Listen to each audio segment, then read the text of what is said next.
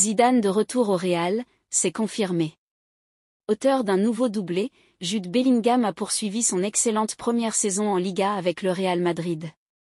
Et Carlo Ancelotti n'hésite pas à le comparer à Zinedine Zidane. Il n'avait pas choisi ce numéro par hasard. En optant pour ce numéro 5, inhabituel pour un milieu offensif, Jude Bellingham a choisi de marcher sur les traces de Zinedine Zidane au Real Madrid.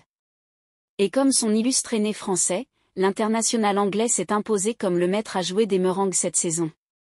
Samedi, dans le choc de Liga face à Gérone, Bellingham a encore répondu présent, en étant avec Vinicius Junior le grand artisan d'un succès qui fait du Real le grand favori pour le titre. Et l'ancien joueur de Dortmund a eu droit à un compliment superbe de Carlo Ancelotti.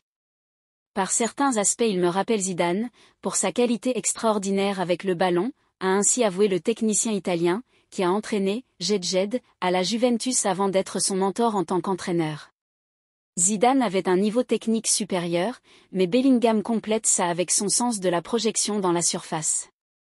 Sur le premier but, il a fait un mouvement que peu de joueurs peuvent faire. Bellingham a déjà battu un record.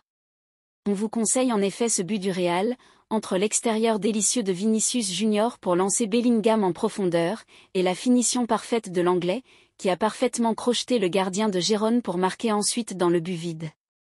C'est sans doute là où la nouvelle star du Real impressionne le plus cette saison, par sa capacité à marquer semaine après semaine.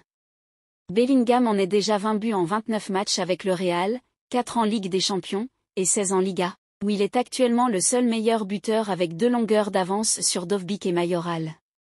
L'Anglais a déjà battu un record, celui du nombre de buts en championnat pour un milieu de terrain du Real au XXIe siècle, qui appartenait à James Rodriguez, 15 buts en 2014 à 2015. Buteur à 37 reprises en 5 saisons, Zidane n'a jamais marqué plus de 9 fois par saison de Liga. Florentino Pérez explique pourquoi le Real ne signe plus d'Argentins. Partagé. L'ancien joueur Oscar Ruggeri a demandé à Florentino Pérez pourquoi il n'y avait plus de joueurs argentins au Real Madrid. Il est loin le temps où Alfredo Di Stefano, Jorge Valdano ou Fernando Redondo soulevaient les grands trophées du foot international avec le Real, où Gonzalo Higuaín arrivait de River pour occuper le côté droit de l'équipe de Fabio Capello et finissait par en être le 9 titulaire, ou encore celui où Ángel Di María faisait tourner la tête des défenses adverses. Car si de grands joueurs argentins sont passés par la Casablanca dans l'histoire, ces dernières années, cette nationalité s'est estompée peu à peu dans les rangs des effectifs madrilènes. Si bien que Oscar Ruggeri, ancien joueur du Real Madrid à la fin des années 1980, a directement demandé à Florentino Pérez pourquoi le Real ne compte aujourd'hui aucun joueur issu de la nation championne du monde en titre. Président, il y a toujours eu des Argentins ici. Comment se fait qu'il n'y en ait plus? On se souvient de Redondo, Valdano, Di Stefano, a demandé celui qui a joué une seule saison à Madrid et a remporté un titre de champion lors de la saison 1989/90. La réponse du président, comme il l'a déclaré sur ESPN 90, fut la suivante: Oscar, il faut que ce soit un joueur différent des autres, quelqu'un au niveau de ce club, un joueur qui éblouisse tout le monde. Di María, le dernier.